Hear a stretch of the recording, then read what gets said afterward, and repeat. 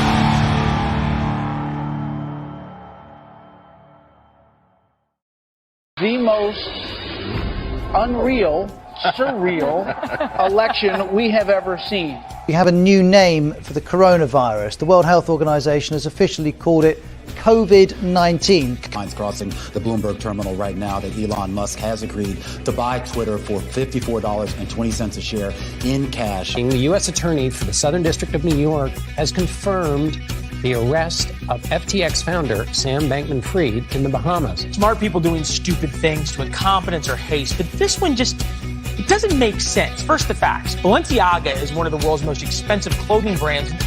Convicted sex offender Jeffrey Epstein remains behind bars today on abuse of underage girls. Prosecutors say that she recruited and groomed 4 times. As you and I well remember, the president was impeached, President Trump was impeached. No Republicans voted in the House. With me now. And so, Philip, what's the latest then that we're getting on the Russian attacks in Ukraine? Well, day 2. In order to make America great and glorious again, I am tonight announcing my candidacy for President of the United States.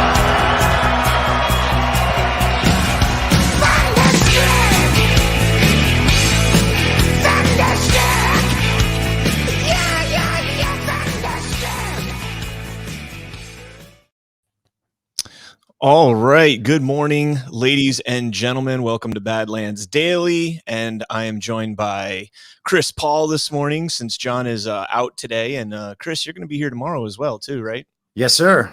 All right. So Chris is going to be here filling in for me tomorrow. I'll be down at the Reawaken tour at Trump Doral working that. So, yeah, going to have a good time down there.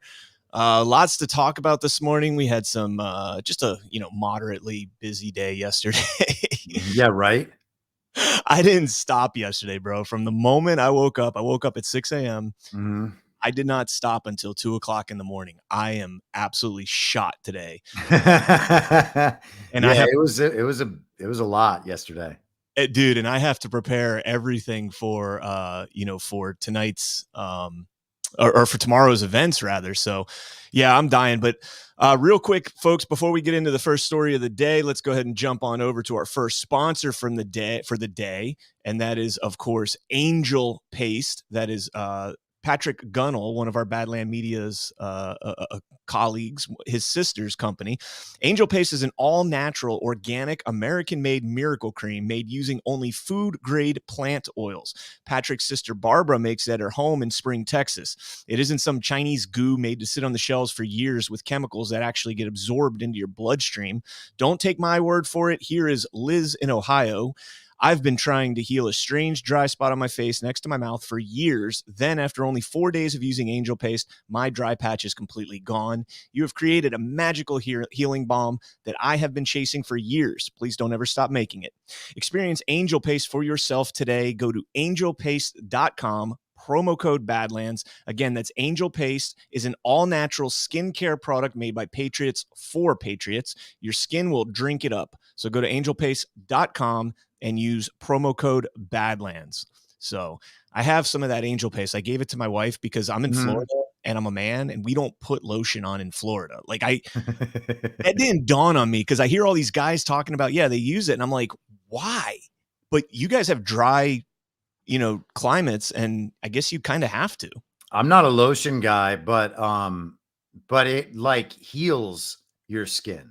You know what I mean? So it's like you have scars or whatever. Yeah, I use all natural body wash. Like I don't use any of the chemical stuff anymore. A friend of mine got some and absolutely loves it. So really, maybe I'll try it. I take her word for it. Maybe I'll try it then. All right, folks, let's go ahead and jump into today's stories real quick. We're going to run through some COVID stories real quick. This is being reported from Daily Loud, and it's nothing's confirmed yet, but it says Jamie Foxx's family and loved ones are reportedly preparing for the worst. This is something, it did have context added that there is no official source that's confirming this, but Jamie Foxx has been MIA for like almost a month now after he had some random health complications pop up, and I'm really hoping that he pulls through this because I do like Jamie Foxx. I don't know, Chris, please don't like blackpill me on this, but I've always been a fan of Jamie Foxx. I think he's an incredibly talented actor. So praying for him and his family. That'll bring us to this story here. From LifeSite, a large study finds people who receive COVID jab have a higher risk of visual impairment. Let me zoom in here for those of you that like to read along. A new large cohort study revealed that people who received the COVID-19 injection were up to 3.5 times more likely to suffer from visual impairment than the unvaccinated. The study, published in the renowned British scientific journal Nature, found that the overall, quote, risk for retinal vascular occlusion in the vaccinated cohort, end quote, was significantly higher than in the unvaccinated. Retinal vascular occlusion is a prevalent cause of visual impairment. One common type of retinal vascular occlusion is retinal vein occlusion, RVO, where the blood flow from the retina blood vessels inside of the eye to the heart is blocked, often because of a blood clot is blocking the retinal vein. Jeez, shocking, man. right? Now, this is the shocking part, Chris. I mean, the fact that, people vaccinated are more likely to get this because of, blood clots. I mean, sounds familiar, right? But listen to this, dude. Quote, individuals with COVID-19 vaccination had a higher risk of all forms of retinal vascular occlusion in 2 years after vaccination, with an overall hazard rate of 2.19. The higher risk of visual impairment that the individuals who received the COVID shot faced could not have been caused by the COVID-19 virus, since the study only included people that never tested positive for COVID. Out of 6.7 million individuals from the TriNet network database who never had a positive COVID test, 883,000 were vaccinated and 5.8 million were unvaccinated. Does that sound like the numbers we've been seeing for the last 2 years on vaccinated versus unvaccinated? Well, man, I guess. Well, The only thing I will say to that is it's people that never got COVID, right. and a lot of those people that refuse to take the test also refuse to get vaccinated. So exactly. It is huge. Exactly. That's what I was going to say. Yeah. So Yeah, that's the counterpoint, and these numbers can't show whether or not that's accounted for.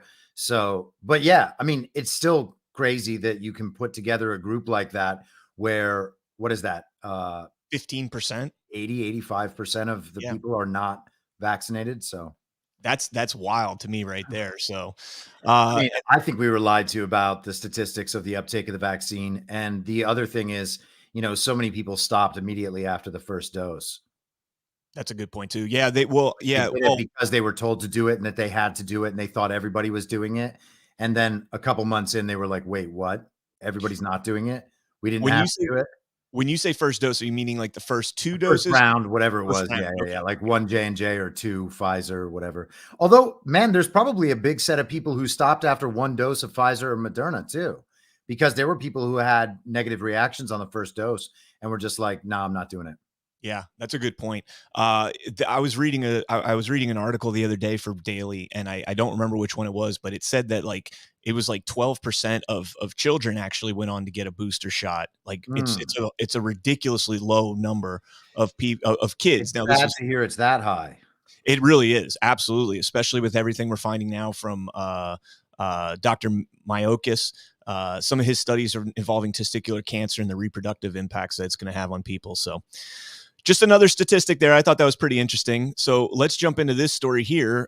Despite everything that came down from the Biden family yesterday, we're getting a lot of news about this George Santos indictment, which I am completely and totally impartial to. I could care less. In fact, I actually would encourage this man to be prosecuted. I think what he did to the people of Long Island was absolutely disgusting, and it kind of ticks me off. George Santos' indictment outlines 3 main fraud schemes. Let me zoom in again. In an indictment unsealed on Wednesday, George Santos is accused of embezzling contributions from supporters, fraudulently obtaining unemployment benefits, and lying in disclosures to Congress. He's charged by a federal grand jury with 7 counts of wire fraud, 3 counts of money laundering, 1 count of theft of public funds, and 2 counts of making materially false statements to the House of Representatives. Santos, 34, pleaded not guilty to the 13 charges against him, was released on $500,000 bond. That's a freaking high bond for financial crimes. Well, yeah, it's like they're making this whole thing up to go after him. Well, look, this part maybe, but the fact that he lied about his qualifications and everything leading up to it, who he worked for, that kind of stuff. I watched an interview with him, and I think it was actually Tulsi Gabbard. She filled in for Tucker one day, and he came off as a pompous, arrogant ass. Like that's, and she fried him. She drug him over the coals. And I don't take the George Santos thing very seriously, to tell you the truth, man. The entire thing seems like some sort of deranged info op, the same way that like John Fetterman does. They love attacking George Santos, and they love attacking George Santos as a proxy for, all of us and everything that they hate about the media. I was talking about this on the podcast yesterday. They want to go after Trump and make points against Trump and score all these points against MAGA all the time. And they never actually are able to do that. So they like to find these like ancillary figures who are, is George Santos MAGA? I don't even know. Yeah, like, he is a Trump supporter. Okay. But yeah, so they, they're like, well, maybe we can get this guy. Let's go after the weakest, silliest one. Well, not only that, I think they're also going after him because he's a gay Latin New Yorker. Does he even say he's gay? Yeah, he's openly gay. Okay. Yeah, he's openly gay. I thought there was some confusion about whether or not that was true when the whole thing was happening. I paid so little attention to George Santos, to be honest. I'm pretty sure he's openly gay, but that's one of the reasons that another reason I believe that they're attacking him is because of that demographic right there in New York. If people saw him as an actual good congressman, which I don't know if he would have been or not, he kind of shot himself in the foot with me. Like I said, oh man, it's kind of an important. He's not going anywhere. He said in his press conference. What's that? He might be going to prison. I'd say there's about 0 chance of that. No, dude, you want to put a bet on this? Friendly bet? No, but like this has all the earmarks of an American disinformation operation. Of an Act Blue misinformation operation. I love it.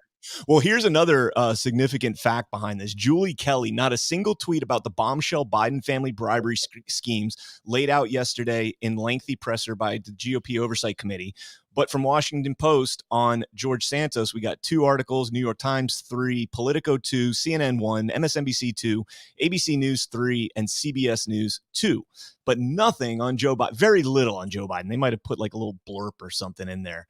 So, and we'll get into the Biden stuff. Guys, we're going to kind of save the Trump and the Biden stuff for the end because we'll probably talk about that for half an hour, man. There's a lot to cover on that stuff. So, All right, let's keep moving because like I said, I do want to, especially since you were covering it last night with John, I want to make sure we get a good chunk of time to cover that. So we're going to breeze through some of this stuff.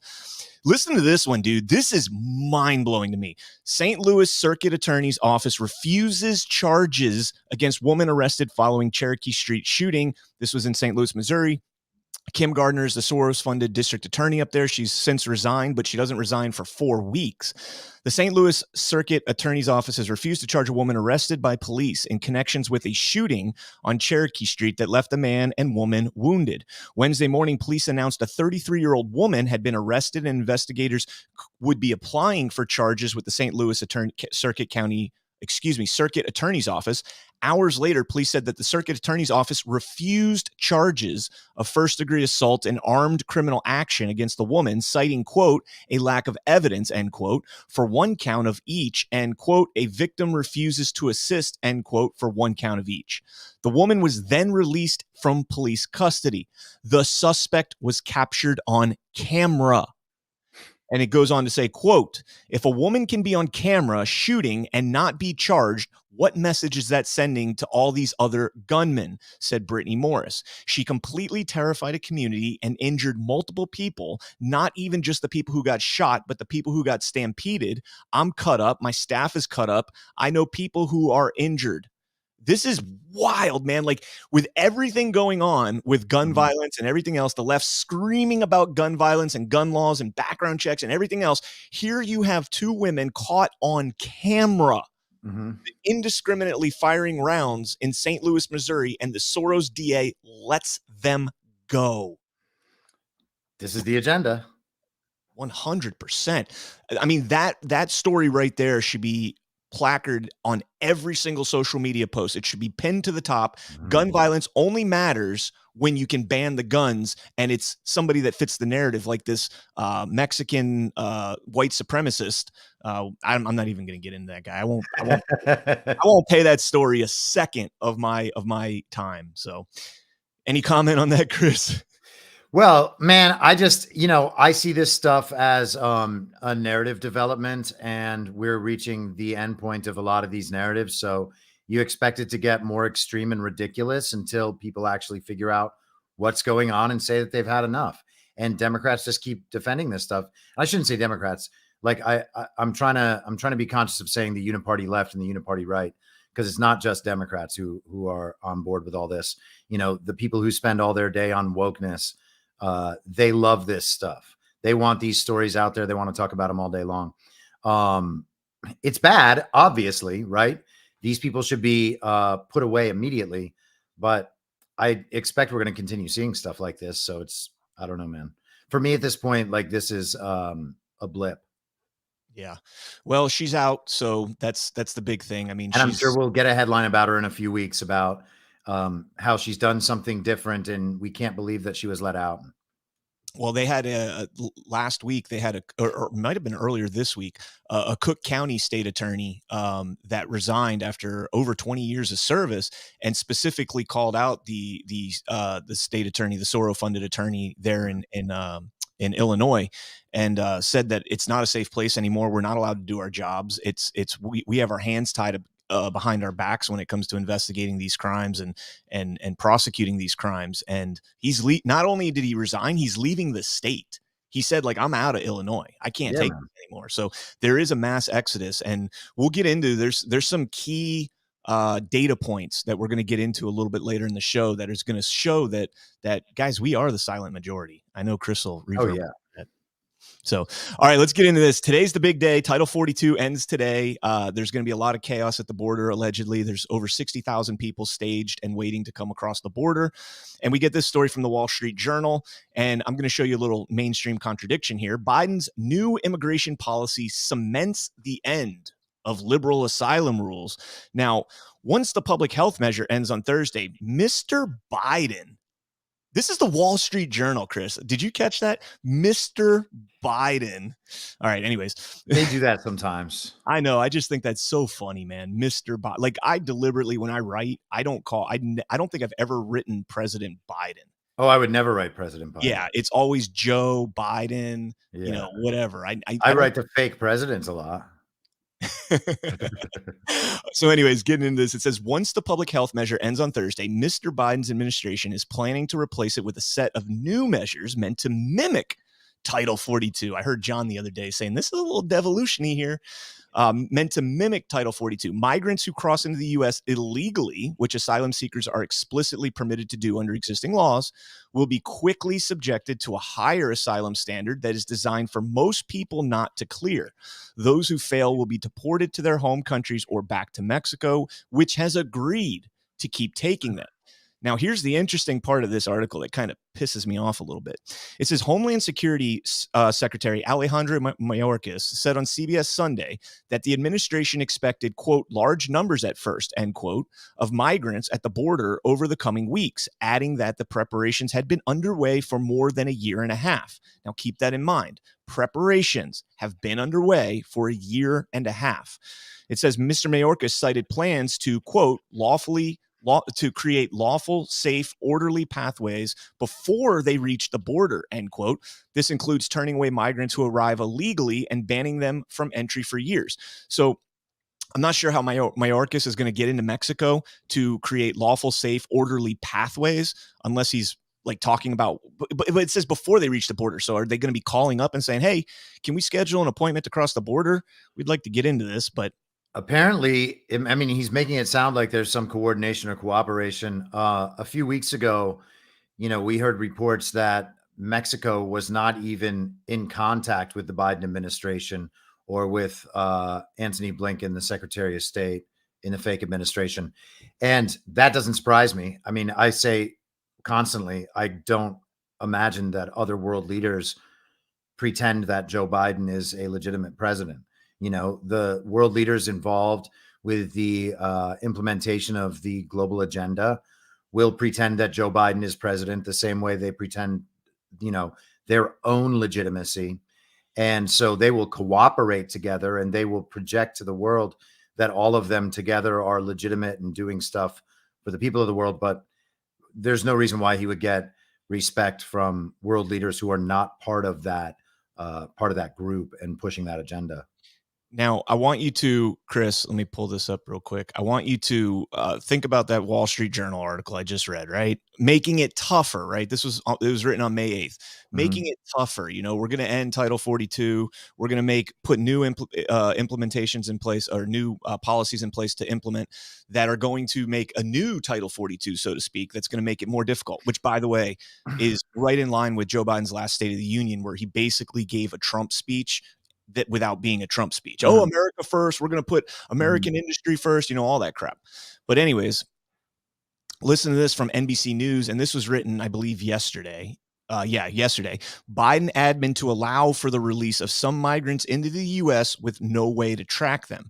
So after more than 11,000 migrants were crossing the southern border on Tuesday, the Biden administration is now preparing a memo that will direct Customs and Border Protection to begin releasing migrants into the U.S. without court dates or the ability to track them, according to 3 sources familiar with the plans. What could go wrong, right? The Biden administration began releasing migrants without court dates to alleviate overcrowding in March of 2021, but had previously enrolled those migrants in a program known as Alternatives to Detention, which required them to check in on a mobile app until they were eventually given a court date. What an absolute joke, man. Like they'd give me the phone. I'd be like, no tienes un teléfono. And, they'd give me a phone and I'm like, throw it away. Well, it's kind of funny that they even describe this as being unable to track them, right? So one would think that you could put a program like that on any phone. They're not giving them the phones anymore, is what they're saying. There was never really any way to track them. They'd have to be in some level of confinement or under some sort of physical control. And that's often what happens, right? They come across the border, they get handed off to various global regime affiliated NGOs, and they're distributed around the country. And they're provided housing and food and healthcare and phones and a job, and they have to do that job all day for as many hours as they're forced to do it for very low wages. This happens all over the world. We used to talk about it in Dubai. They built this incredible city full of skyscrapers all on foreign slave labor, essentially, and that's what they're doing here. Yep.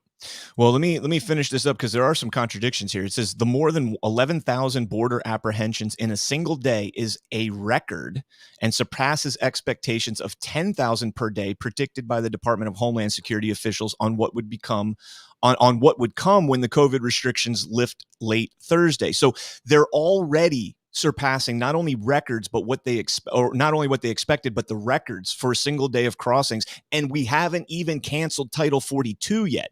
It says, quote, we're already breaking and we haven't even hit the starting line, end quote.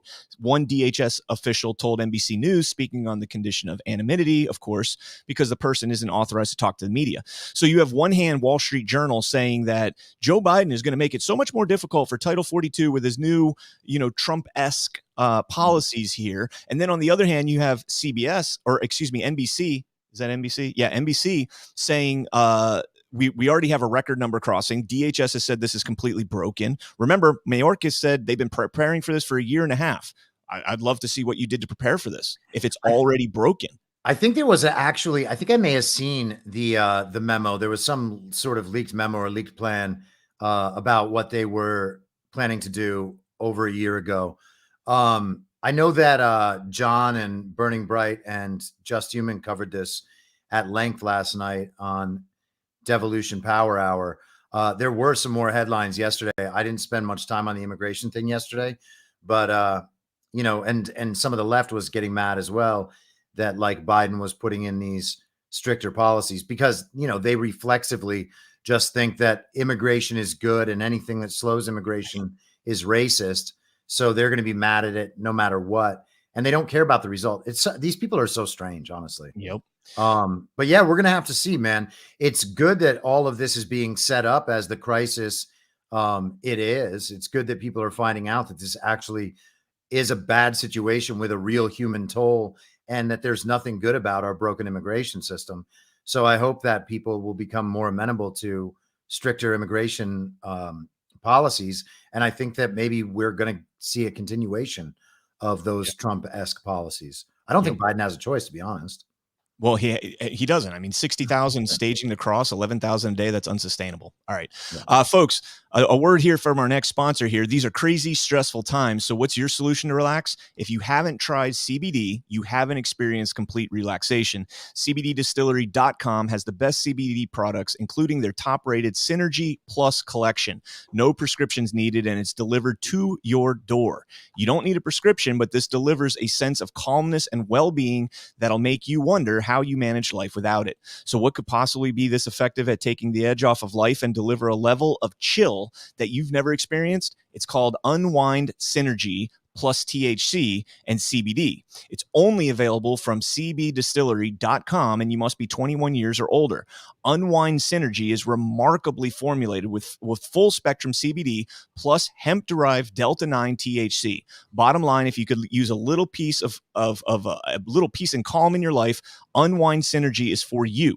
And with over 2 million customers, CB Distillery is the source you can trust. So visit cbdistillery.com and click on Synergy Plus. And at checkout, enter John, J-O-N, for 20% off. Again, enter J-O-N for 20% off at cbdistillery.com. Again, that's cbdistillery.com. Not available in Idaho, Iowa, and South Dakota. And we had a great review yesterday. Somebody left me on Twitter that his wife took it and was like in pain for years. And she started taking the CBD from them and the pain's completely gone. He can't take it though, because I guess there's like trace amounts of THC in some of it. And he's afraid that he would pop on a piss test because a lot of these federal jobs still can't do it. It's so disgusting, man, how they manipulate us based on that. But all right, let's keep on the border for just 1 second. This is from Raw's Alert. Heavy gunfire erupts at Fair Reynosa International Bridge on the U.S.-Mexico border. Currently, the Fair Reynosa Bridge, a key border crossing linking Texas and Mexico, is experiencing a substantial outburst of gunfire, leading to individuals seeking shelter, as several people have been reportedly shot, with unconfirmed reports suggesting that at least 3 people have been killed.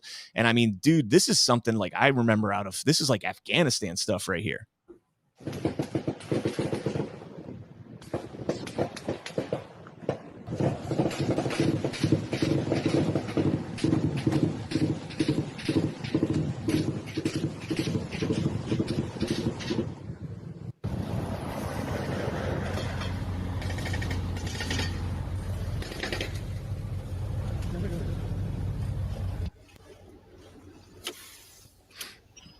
That's pretty wild right there, man. Like that's automatic gunfire on that truck. I don't know if it was, a light machine gun mounted on the truck itself, but man, like that's bringing back some memories, hearing that pop and then the report from the gun, like that crack, man, that is such, I can still remember, man, hearing that crack. And then, they're shooting at us when we were in Afghanistan, they're shooting from 400 yards away. So you hear the crack of the round, and then a second or so later, you hear the actual gunshot. So, that's one of the crazy things, man. If you ever get killed by a sniper, God forbid, you're going to be dead before you even know. Like, headshot, you don't even know that you got shot. It just takes you out instantly because the sound of the gun is usually succeeding the gunshot itself. So chaos on the border, right? And then just real quick, Chris, on 531 Chinese in custody now crossing the border. 258 of those Chinese are 18 to 40-year-old single males. And from Mayra Flores, a migrant from China is facing charges after Border Patrol found child porn on his phone while at an immigration processing center in McAllen, Texas. No end in sight. So there we go. Yeah, it sounds like a cartel wars sparking up on the border. Yeah. And I mean, you got to figure that's where it's headed at some point, right? We got essentially a private army down there, and something's going to have to be done about it. I'm kind of wondering, because, Abbott just sent down this special task force of National Guardsmen, whatever. They're not there. I mean, they make it sound like really cool, like tactical border, whatever. You throw the word tactical in there and people think like Ricky Recon, and they're going to go and do some crazy secret squirrel shit. Stuff. Pardon me. Military coming out of me right there. And in reality, none of that's going to happen. They're just going to be there to basically usher them into the detention centers or wherever it is that they're supposed to go. But I'm wondering, what's going to happen when our National Guard are down there in a much stronger presence and they are shot at by the cartels? What goes on from that point? Are they going to be allowed to engage? Is there going to be, mass pandemonium over that? I don't even know what side's going to get pissed off when that happens. Yeah, I mean, I guess maybe we're about to see, right? Like they can be sent down there on some very mundane mission, like helping to process people as they come across, as we're told. And that, I would imagine, can change drastically depending on the conditions on the ground once they get there. Yeah, I have no idea what the narrative is going to be if they start shooting at our National Guardsmen and our National Guardsmen just wreak havoc on them. Yeah, no kidding. There was some video yesterday of National Guardsmen lined up at a fence at the edge of a river, turning people back around. So I don't know. When we see video from this stuff, it's so hard to know like what's real, what the context is. You can see one of these videos where they get turned around and it's like, oh, they're turning people away. Well, okay, but did those people, did they turn people away and say, go back? Or did they turn them away and say, no, you have to go down there? Exactly. You know what I mean? Like, that's the thing you can't know from these videos. And so it's always hard to form any solid opinions on any of it. Exactly. It's a lot of just like unknowns. All right, let's jump into this here from Gateway Pundit. During Fox earnings call, CEO shares how Tucker ouster will change primetime strategy. Fox Corporation CEO Lachlan Murdoch said his company decisions to oust ratings juggernaut Tucker Carlson will not affect how Fox approaches its primetime lineup in the future. Fox, during that call, divulged that it had posted a loss of $50 million during the fiscal third quarter of 2023.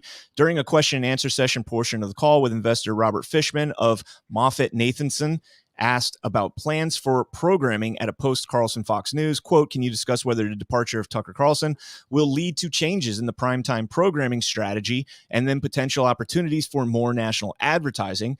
Which Murdoch answered, quote, as regards to our programming strategy in primetime, there's no change to our programming strategy at Fox News, except for not to have viewers. It's obviously a successful strategy. And as always, we are adjusting our programming in our lineup, and that's what we continue to do.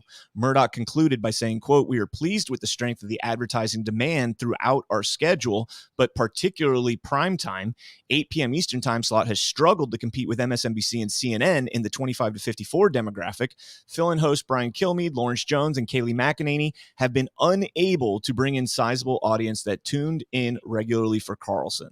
They are drowning They've tried the white male, they've tried the black male, they've tried the white female, the previous Trump secretary, press secretary, who destroyed herself when she came out for DeSantis. Just did she actually come out for DeSantis? I think she went full out, huh? Wow. I think she did come out saying that she's supporting DeSantis. Yeah, I mean, they have no chance. That network is bereft of talent. Like Jesse Waters is all right, and I guess Sean Hannity and Laura Ingraham have their audience, and Levin has his audience on the weekend. But what is that network doing? They all basically say the same things. Okay, so that's an old story. That's just saying now's the time for him to announce his run. Well, I mean, that's enough, right? Here we go. Encouraging him to announce. Well, here we go. Donald Trump shades former press secretary Kayleigh McEnany for propping up 2024 rival Ron DeSantis. So, I don't know exactly what it was she said, but, I couldn't care less, to be honest with you. Like, if anybody out there is going to be influenced by Kayleigh McEnany's decision to support Trump or DeSantis, you guys have some major problems, and you probably shouldn't be allowed to vote. Just gonna Yeah, man. Well, that whole DeSantis operation is such a failure, and it just keeps getting worse. Like, they added Steve Cortez the other day after he had spent the last couple of years on War Room, pretending to support Trump, and immediately he lost 5,000 followers on Twitter. Like, it's a losing game. I can't believe anybody is still jumping on board that ship. There's some chance. I know that, people believe that this is all a smokescreen and it's kayfabe and that Ron DeSantis isn't going to run. And all of that might be correct. This might be one massive operation to expose all of the rhinos up and down throughout the GOP establishment. And if that's the case, it worked brilliantly. And I would congratulate Ron DeSantis on being willing to take this hit for 7 months now and stay quiet and let it happen so that the job gets done. I think that would be a very honorable thing to do. But, I think that that's a low probability at this point. It seems like it just is what it is. And this is who Ron is. And this is who these supporters are. Yeah, it very well could be. And I also think two things are not mutually exclusive. You can love Donald Trump, and you can also like Ron DeSantis. Sure. I still he announces for president. Well, I just don't want him as president. I want him as my governor. I'm in Florida, so I want him as governor. Right.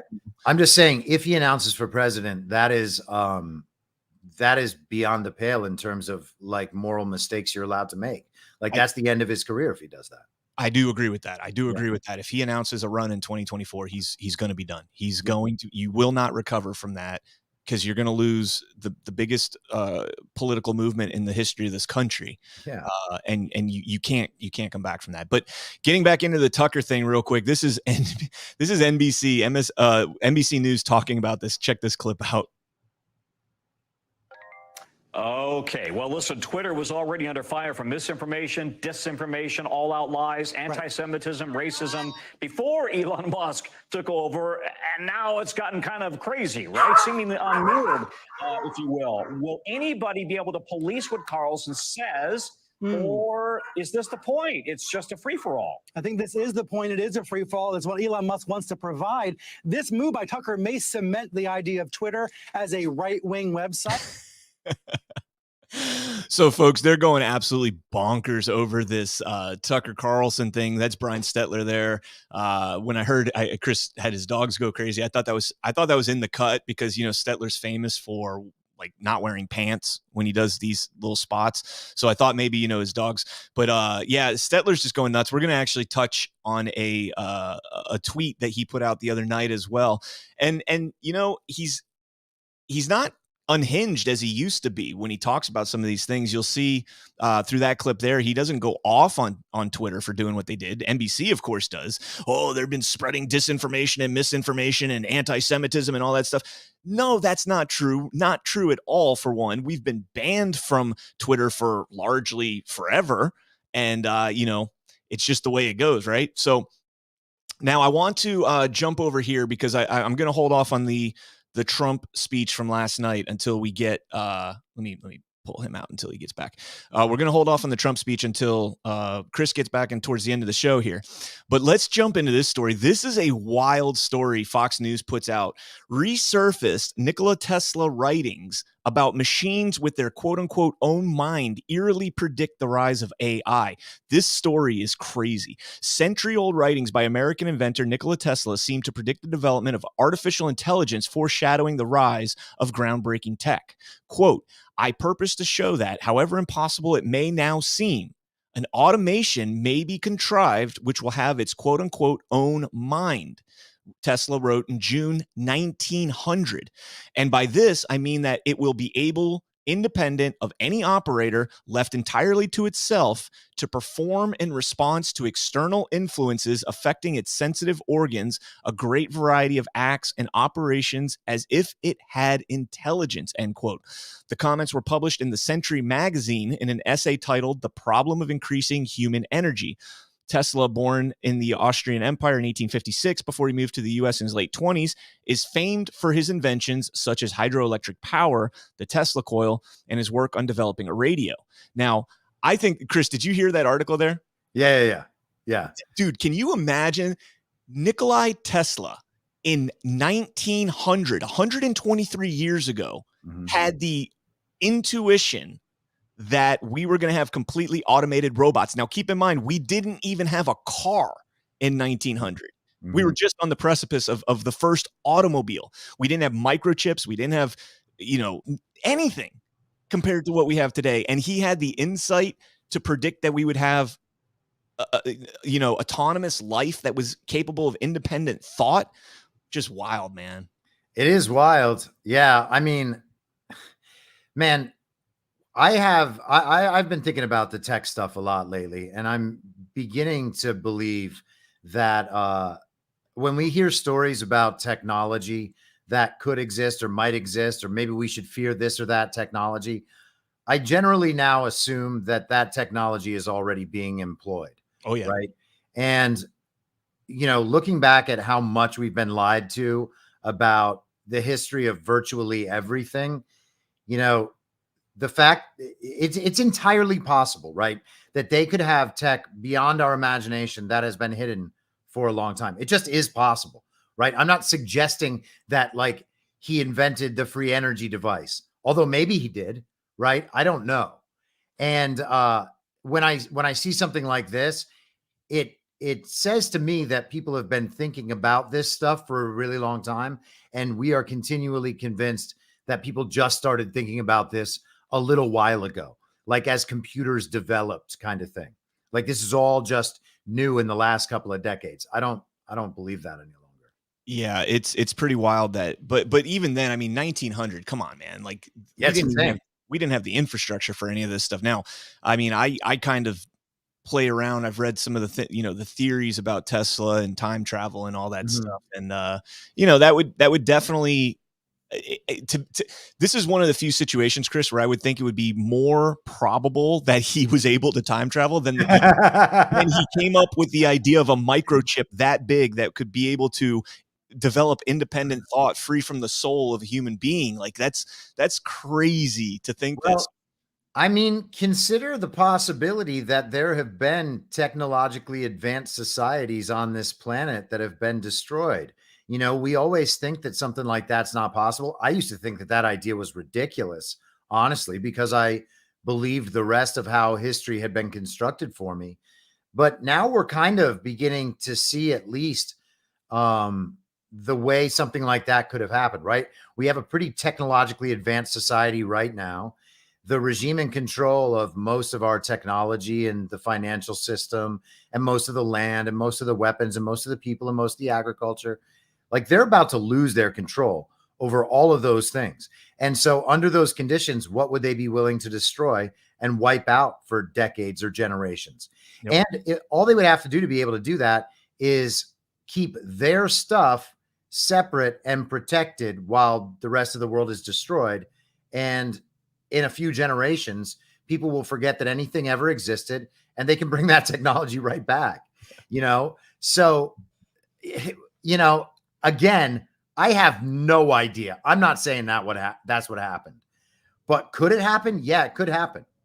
Yeah, we really don't. When was the original iRobot? I think that was written in like the 50s. Ooh, I don't know. I can look it up. Yeah, if you want to look that up, the original iRobot. Are we talking about the movie or? Well, I think it was a first? comic. I think it was a comic originally. Okay. So if you look up iRobot original, you're gonna have to type in like the 3 laws of robotics. If you look that up, because I researched this the other day for an article I wrote. But anyways, while you look that up, let me just jump into this article. I'm gonna cover it real quick. Just in, Kari Lake attorney files lawsuit against Runbeck and Maricopa County for denying legal public records request, which could provide claim of 35,563 ballots were injected into the 2020 election. And folks, we talked about this earlier in the week. The lawsuit has now been submitted. They're basically going on the same precedent that was used to determine that cyber ninjas had to hand over their public records because, or their private records, because they were a public company that was contracted with the government entities, and they were mandated because they were the custodian of those records. So using that same exact precedent, almost verbatim, Kari Lake's attorneys have filed to get the video evidence, which Runbeck brags about having this state-of-the-art surveillance. If they have that state-of-the-art surveillance and they're a public company or a private company dealing directly with our our elections, they should have to live stream that. I think 100% that their security cameras on their floor, their loading docks, all that stuff should be live streamed, given that they are a private entity with no oversight from the people until maybe now if this lawsuit holds up. So just wanted to throw that in there. What'd you find? Oh, iRobot. I sent you over the Wikipedia. They were short stories written between 1940 and 1950. Okay, so I was pretty close. I said 1950, but yeah, it's pretty interesting. I mean, so in the 50s they started coming up with those ideas, but it is what it is. All right, jumping real quick from Outkick, Georgia football team will not travel to the White House for national championship celebration because of the date offered. Now, the date is June 12th, which makes no sense to me because I think every college is out of school by June 12th. I think they ended in May. And you have these students that are going to they're football players, so they're not going to be into summer camp. I don't think they can start summer camp until like July. Yeah, I mean, also, wasn't that 4 months ago? Yeah, it was. You're still thinking January. about that? Yeah, yeah. I And mean, the NCAA didn't they just invite the NCAA teams from, and that was March. At least that's only 2 months ago.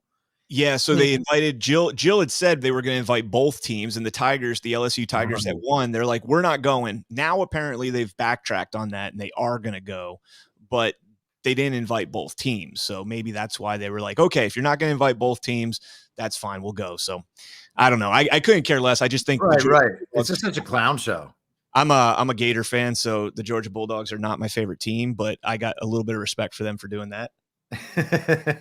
Even if it isn't political, I think it is 100% political, and they don't want to say that's political. Keep in mind, this is in Athens, Georgia, which isn't too far away from Atlanta, and they see everything that happened with the Major League Baseball when they kicked them out because of the voting laws and all that, and they saw how politicized they made all this bull crap that's going on here, and they actually went directly at the heart. I mean, taking the All-Star game away from Atlanta cost that city, tens of millions of dollars in revenue, a lot of money in revenue.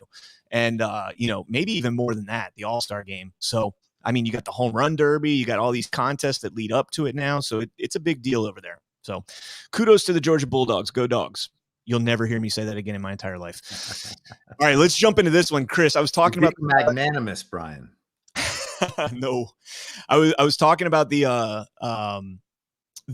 silent majority concept, right? I want you to see this. We talked yesterday about AnBev, Bud Light, how they're getting crushed in the sales. But look at the divide from Daily Mail. Bud Light's hangover from hell. Sales figures for America's once favorite beer reveal how every region in the U.S. has turned its back since Dylan Mulvaney tie-up, as Anheuser-Busch stock is downgraded over quote-unquote crisis. And look at these numbers right here, man. The Northeast down 14%, Southeast 25%, Mid-Atlantic 19%, West Coast 18%, the Mountain Zone 29%. I mean, almost every single region here except for New England and the West Coast is in the 20s, and they're all double-digit drops. That is not sustainable, folks. Yeah, that's a full collapse right there. And then Yingling is right there to scoop up. Good for Yingling. Dude, Yingling smells Bud Light blood in the water, releases red, white, and blue camo cans to support military. You see the Good cans for are Yingling. I wonder, how did they get all this money? Who? Like when did they jump into this mass distribution and marketing style, you know? Because Yingling is a huge company, dude. 20 years ago, they were not a huge company. Well, they're the oldest brewery in America. Right. I went to college not too far from their brewery. And so I drank Yingling all through college. And it was just like a local kind of Pennsylvania, Midwest, Northeast, brewery. And it was, I guess, substantial there. But yeah, I mean, the fact that it's a national brand now and they're trying to directly compete for the Bud Light market. I mean, that's either just a lot of continued success or some sort of investment, that really wants to push it. Well, so Yingling has been a pretty big brand. They've been a pretty big brand for a while now.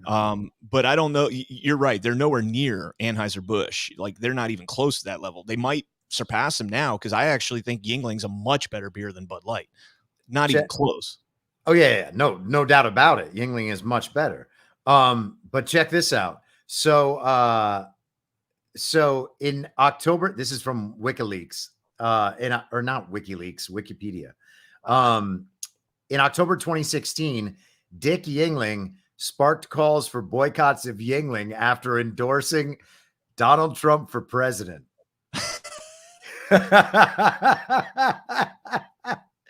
And apparently they have a partnership for brewing with Molson Coors. So add that one into your calculation. Hell yeah. That Yingling is pro-Trump and they're taking on Bud Light.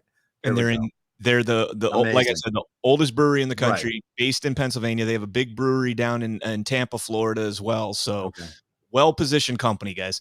That's all right, fantastic. let's jump into this story here from the Gateway. Yesterday we talked about this Jerome Corsi book, and Gateway got the exclusive introduction to read, and I just want to read some excerpts from it. The assassination of President John F. Kennedy, for 60 years now, since November 22nd, 1963, which is 20 years removed my birthday. The federal government of the United States has lied to us about the assassination of Dallas President John F. Kennedy.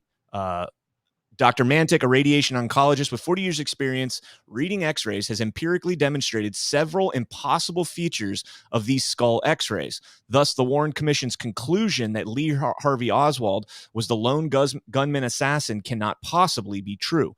Dr. Mantic can also forensically demonstrate that the remaining 3 JFK skull x-rays in the National Archives are not the originals. Wait. Hold on for just a second, right? Yo. National Archives. Yeah. So we've seen over the last, what is it? I guess nearly 9 months now, that the National Archives are just functionaries of the deep state, right? And the regime. And they have the power to go after records and try to acquire records from presidents who hold them legally, like Donald Trump. They have the power to cover up records and make them impossible for the public to view. And they're also just keeping the secrets of this nation for decades. Yep. What exactly is the National Archives? And why do we have a National Archives if the people can't access everything that's in there? Bingo. That's a great point. And like you were saying, nobody knew what the heck the National Archives were until like we all thought it was probably just some big building that people put stuff in to store. And maybe in 100 years, historians will go through it and look. But now we're finding out a lot more. We learned about, and we'll get into this a little bit with the Trump stuff, but we learned about Obama and the Hoffman estate, where they had the furniture store where they were storing documents, and that was supposed to be while they were digitizing them. National Archives, Obama had to pay them an endowment to pull those records. $3 million Obama had to pay to the National Archives. It's considered a customary endowment for the president to do that when they move their records. So Let's get back into this, though. It goes on to say he has proven that these are altered copies of the original skull x-rays, and he has experimentally demonstrated how it was done. The alterations on both lateral skull x-rays mask the blowout in the right rear of the head from one of the frontal shots. Wait, frontal shots? The image of a false bullet fragment added to the A through P, the anterior through posterior, skull x-ray was placed there to help incriminate Oswald, thus creating the impression that all the damage done to JFK's skull and brain came from a single gunshot from the rear. That the x-rays in the National Archive are altered copies provides additional proof that the Warren report is disinformation. That the original x-rays are missing is further evidence of a cover-up. Lyndon Johnson advanced the cover-up by appointing one of the chief co-conspirators, Alan Dulles, to the Warren Commission. JFK had Dulles fired from his position as head of the CIA. The job of Warren Commission was to chisel into the stone the government's lie that a lone assassin, Lee Harvey Oswald, killed JFK by firing 3 shots from a 6th-floor window using an unreliable surplus Italian military rifle with an improperly adjusted scope. That is going to be an epic book. I will be reading that for sure. Yeah. I mean, that's just one of the other things that we've been lied to about. You know, they keep the records of this stuff in the National Archives. The National Archives run, or at least watch over, they're the custodians of the presidential libraries as well. This is nuts, man. It's just a way that they are allowed to hide secrets from the American public. We are so backwards on how our government is supposed to work. We think that we get raised to believe that our government like hands down rules to us and that we have to obey them. That's so nuts. It's the opposite. Like we allow them to have power collectively as the people, and they are supposed to obey us. Like all of that property in the National Archives is ours.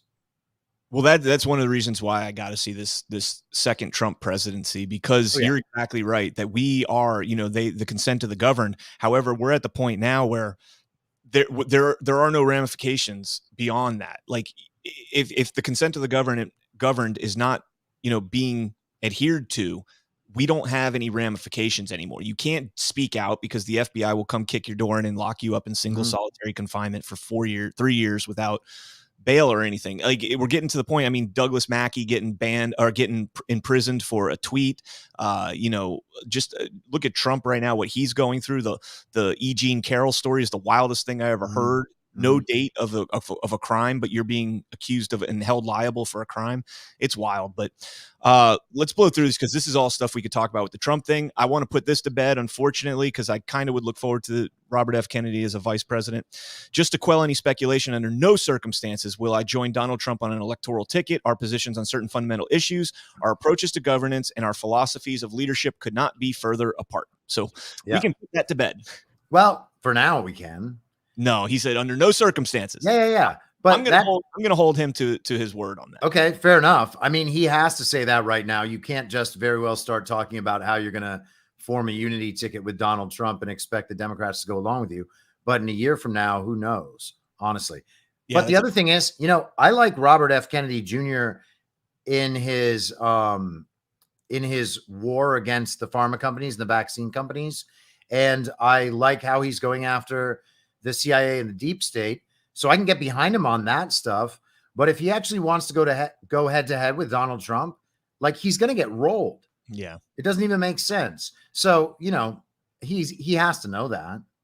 Well, I mean, I think he'd be an excellent vice presidential candidate for Trump because I want that balance of this and that, yin and yang, so to speak. But they have the fundamental issues that we need taken care of as Americans. They are both congruent on getting rid of the deep state, the CIA, these intelligence agencies, holding these. Well, I mean, even Trump is more left on this than Kennedy, and that's the pharmaceutical industries. Although I think, and we've talked about this a lot, I think that Trump is masking that for a reason. There's an exposure operation going on there, of course. But they're very much congruent on the fundamental issues that we need taken care of. Now, the other issues outside of there, the vice president has very little to no input on whatsoever. I mean, you know, abortion, gun control, that kind of stuff. Kennedy would be, you know, a lame duck VP on that. Well, yeah. I mean, the thing would be that Trump would be setting up, you know, the heir apparent, right? To to, for when he is finished. And I can imagine a scenario where, they talk about this as a unity ticket, and then Kennedy sticks to this position and takes some high-ranking job in a Trump administration, dealing with the CDC or the FDA, assuming those agencies still exist, or, pursuing the pharmaceutical companies. Whatever it is, I think that there's probably a way that the two of them come together at some point, and Trump basically locks up all of Kennedy's voters, all of his primary voters, who are opposed to the regime and the deep state. I could see something like that happening for sure. To be perfectly honest with you, after last night's performance, I think that anybody that would, willingly vote Kennedy over Biden on their Democratic primary ticket, I think would vote for Trump over Biden. Oh yeah. Especially after last night. Yep. And especially if they're into Kennedy for the reasons over the last 3 years, his speaking out, because he's become a much bigger figure over the last 3 years than he previously was. So, yeah. Right. And we still have almost a year of development for a lot of this stuff, right? Like, year and a half, almost exactly. Well, until the general, but the Super Tuesday or whatever, we're barely under a year on that sort of thing. So there's a lot of change to come between now and then in terms of public perception of Joe Biden and Donald Trump and all of these people. Well, every morning when they wake up, they put the mirror in front of Joe Biden's mouth. Make sure he's breathing, Check out this story. I'm not even going to read it. There's another one. Picture. I just want to show you this picture. Dianne Feinstein returns to the Senate in a wheelchair, experiencing vision and balance impairments. That looks like a stroke, ladies and gentlemen. Left eye closed like that, left arm kind of tense. I don't know. But this woman right here, I want you guys to look at that picture long and hard. That woman is one of 100 individuals that is in control of legislation for your states and represents over 340 million people. She looks like she should be in a home, eating oatmeal and drinking coffee and laying in bed and watching Golden Girls all day. This woman this is not what you need from a leader. And, people will say, I compared her on a tweet earlier today to my grandma, and I made my late grandma. And, people will say, well, Dianne Feinstein's not your grandma, but do you remember, Chris, like a week and a half ago when everybody was like, Mick Jagger's 82. That's how old Biden will be when he runs against Trump in 2024. And it's like, you can't sit there and do both things. You can't contradict me for saying that this woman is not well. She reminds me of my grandma, and then saying, look at Mick Jagger, because Mick Jagger's great. Biden's great. Yeah. So this woman needs to retire, man. Like, just go, retire, live a nice life. She had a Chinese spy driving her around for 20 years. Yep. I don't think retirement is going to be enjoyable for her. On a side note, I did find a video of her voting for the first time since she came back. There she is right there. Okay, I was supposed to get a laugh. Come on. Sorry, I was looking at the chat for a second. I only caught the end of it. It was Weekend at Bernie's when they I know. Him, yeah. Got him on the thing. Yes, very well done, man. I'm sorry that I clicked away while you were doing that. I'm like, come on, man. That was. I know. I absolutely ruined it. Well, if you think that one's bad, wait till you see my next one. All right, so let's real quick jump into this. Yahoo News polls show Biden still leads Trump for 2024. This is, of course, before yesterday's debate. And, of course, they're absolutely insane. Look at these numbers, dude, from this very same article. A growing share of registered Democrats say they want Joe Biden to be the party's 2024 nominee.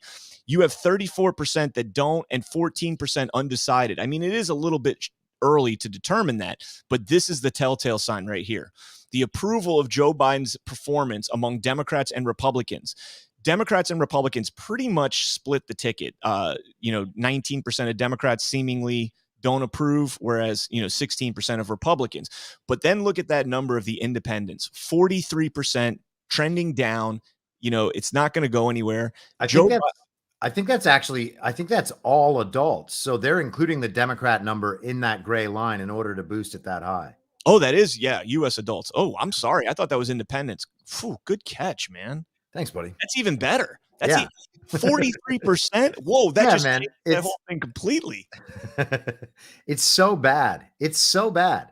And I mean, these numbers are higher than most of Joe Biden's other numbers.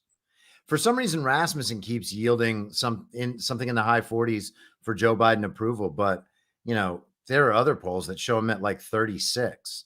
So, Wow. I mean, polling in general is such a ridiculous industry at this point. But it is good to watch directionally, right? Like, I would never trust the raw numbers, like to actually believe 80% of Democrats want Joe Biden. We've certainly seen plenty of numbers that suggest that's not true. Directionally, though, polls can be useful, like watching them over time.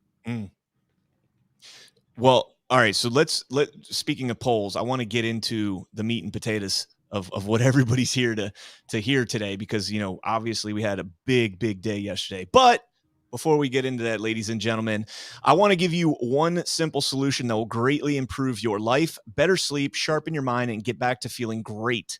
Start taking Field of Greens. There's no way to stay positive and focused when you're constantly run down and sick. When your body goes, your mind and spirit go with it. It's a domino effect, and most of y'all are like me. There's a list of things every day that run you down, and I'm way too busy to pick up fruit and chop vegetables every day. I did my homework and I chose Field of Greens. Every fruit and vegetable in Field of Greens was medically chosen to support specific health functions like heart, liver, kidney health, immune system, and metabolism. Field of Greens helps me stay healthy, and Field of Greens is the only brand with a better health promise. Enjoy Field of Greens, and at your next doctor visit, if your doctor doesn't say something like, wow, whatever you're doing is working great, keep it up, return it for a refund. Keep your body healthy and your mind and spirit will follow. Let me get you started with 15% off. Visit fieldofgreens.com and use promo code Badlands. That's promo code Badlands at fieldofgreens.com, and you'll get 15% off your order there. Thank you, Field of Greens. I've been using that long before I was with Badlands, and it really is a great product. So be sure to check that out. All right, Chris, for the moment everybody's probably been waiting for, let's jump into the talks about yesterday between the Trump discussion, the Trump town hall. I should call it the Trump debate. I should really call it the Trump debate. I think Caitlin Collins this morning announced her run for the presidency on the Democratic ticket after what we saw last night. I mean, that was nothing shy of embarrassing. Caitlin Collins literally, and I'm going to go through and watch this today. I have a long drive ahead of me for a bit. I'm going to count how many questions Caitlin Collins asked Trump and how many questions the New Hampshireans asked Donald Trump, because I think she at least tripled them.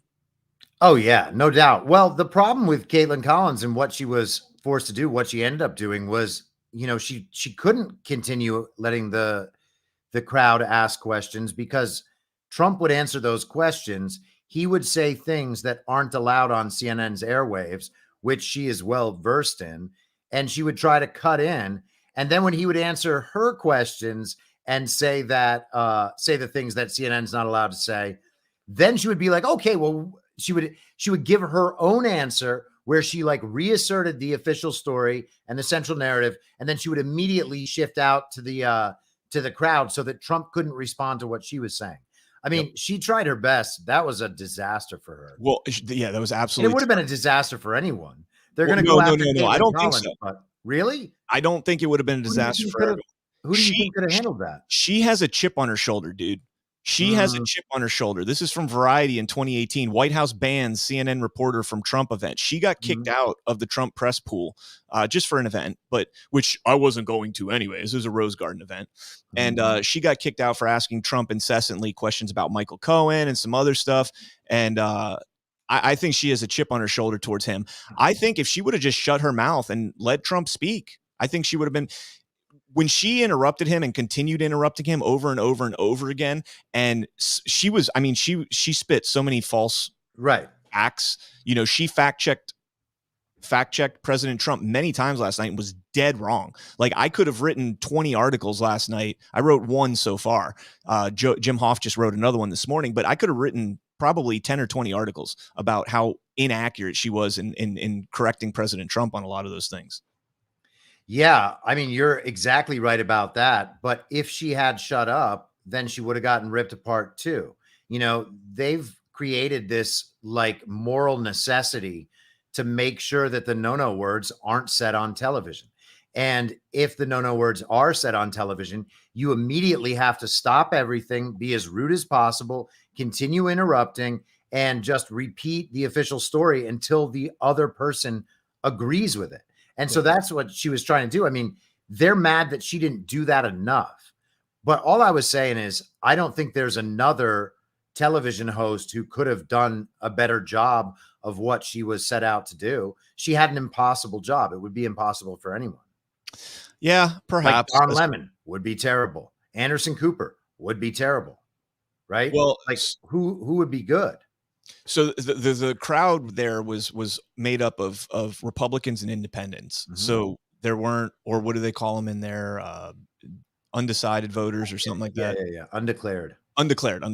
Now, obviously that's a little more friendly to Trump because it's Republican, but here's the thing. A lot of people don't realize this, but New Hampshire is almost like there's a hell of a lot more than undeclared voters in New Hampshire than there are Republicans and Democrats. I think undeclared voters makes up something like 60% of voters in New Hampshire. Wow. Yeah, it's a big thing Good there. for them. Yeah, I when I was doing a lot of the audit stuff in New Hampshire, I made some good friends with the people up there, and they were telling me how it is up there. There's a lot more undeclared voters in New Hampshire than in most places. And so you don't necessarily have exclusively people friendly to Trump. I don't know how they vetted these people. The people that were in the crowd were selected by CNN to ask these questions. I'm sure the questions were screened. You can see everybody reading the questions.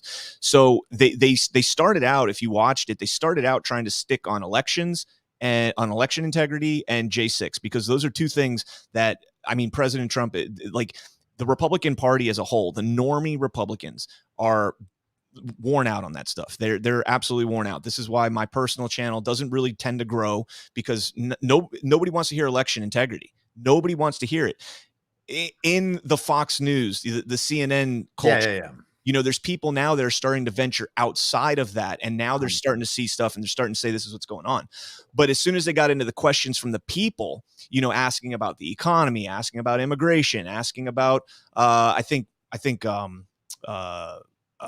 Collins brought up the E. Jean Carroll thing on her own, which was Trump blew that segment out of the water. Yeah. When he told the story. So you're telling me I went into Borgdorf, whatever it is, Goodman. I went into there, a crowded department store. I walked in there all by myself. This woman met me at the door and said, "Hey, you're sexy. Hey, you're sexy. Let's go upstairs. Let's find a dressing room right next to the cashier. Let's go in the dressing room." Like, it's insane when Trump told that story, thinking about that. Just think, and then you can't give us a date. You can't give us a date. You can't give us a month. You can't give us anything. I thought he handled that so well. Oh, I agree. Yeah, that he knocked that one out of the park. People were laughing, and the media is going absolutely nuts. I mean, AOC's going nuts. They're all saying that he made a joke out of a rape survivor. But the thing is, she's not a rape survivor, and at least not with, you know, as it concerns Donald Trump. So what is he supposed to do? We're not allowed to be mean to people who accuse us of rape. Is that the principle that we're operating on here because of #BelieveWomen? Well, the court didn't believe her, you know, the jury. And I'm not saying that the jury is who makes the decision on those sorts of things. There was no evidence upon which to believe her except for her word, and she's insane. Yeah, 100%. Real quick, let's get through some of the notes that I have on this. Dylan Byers, the CNN town hall was a 90-minute broadcast, though the network expected the actual event to go as long as 75 minutes. They stopped less than 70 minutes in. In other words, they could have gone longer if they wanted, which is usually what executives do with big ratings draws, which it was. It was I guarantee you the numbers are going to be huge for that. The commercial breaks were, you know, quite long for a segment like that. So I thought that was interesting. You have an hour and a half and you kind of cut it short at 69 minutes instead of going any longer when you've got literally your biggest ratings draw with Fox News struggling. They had a chance there. See, and Trump said this on Truth. He said, let's see, CNN could turn the corner right here. Let's see what CNN's going to do with this, how they're going to handle this. And I think they just completely crapped the bed, so to speak. Man, let me just say one more thing about the Bergdorf Goodman thing too. You know, Trump mentioned this last night. Bergdorf Goodman is literally around the corner from Trump Tower. Yep. Could you, and he said this, could you imagine like walking next door to rape as a celebrity billionaire? in New York City with the building across the street having your name on it and no paparazzi, no crowd, nobody remembers him being there, nothing. You have to believe that Trump is stupid and out of control, as all of the villagers still believe for some reason. And you also have to have completely incorporated the idea from Me Too that powerful men, like it's their thing that they like to do, is express their power this way. Yeah. I know a bunch of powerful men who don't have any desire to go rape. It's insane. One of the things I really wish when she asked him, why didn't you testify in court? I really wish Trump would have said, what was I supposed to testify to? The only thing that I could have said is I didn't do this. I couldn't provide you an alibi because you didn't give me a date and time. He should have said, I'm a billionaire. My schedule is very meticulous. I have everything documented. Every meeting, I have an itinerary. I have a secretary that lays everything out for where I'm at. If she would have told me this rape took place on June 5th, 1996, I would have been able to say, okay, on June 5th, 1996, look, here's my airline tickets, or if he has his plane, here's my flight logs, shows me that I was on the flight logs. Here's where I was. They didn't do that. So what would have been the point in Trump going in there to testify to that? So he could have sit there in front of, 9 New Yorkers, not blood red, deep blue New Yorkers, and sit there that have Trump derangement syndrome so bad that even the COVID vaccine can't cure it, and just sit there. And he had no shot. There was no point in him testifying. Well, also, and they're not even shy to admit this on television, but E. Jean Carroll was on TV with her attorney, Roberta Kaplan, talking about how E. Jean helped change the New York law that allowed her to file this lawsuit because it was so far outside the statute of limitations. They made a law that created a 1-year window that people could dredge up old claims and bring these old claims to court. Specifically for her case against Trump. Like, anyone who cannot see that is a false allegation based on that alone is nuts. Yep. And you know what the craziest thing about that law is, Chris? What's that? It's only for 18 and up. Well, wait. In New York City, that law, that 1-year window that New York passed, is only for 18 and over.